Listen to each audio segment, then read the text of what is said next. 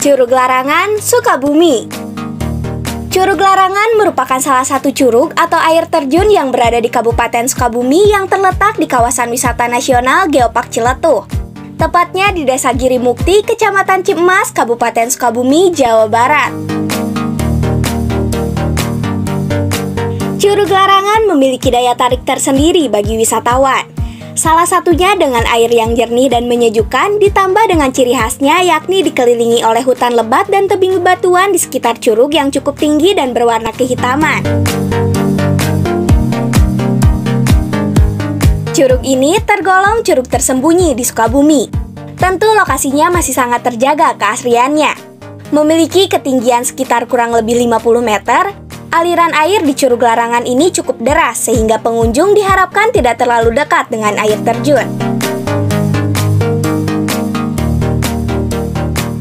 Konon dari cerita masyarakat, setiap orang yang datang ke curug ini pada zaman dahulu tidak akan pernah kembali atau tidak pernah ditemukan lagi. Sehingga hanya orang yang sangat pemberani yang rela datang ke air terjun ini.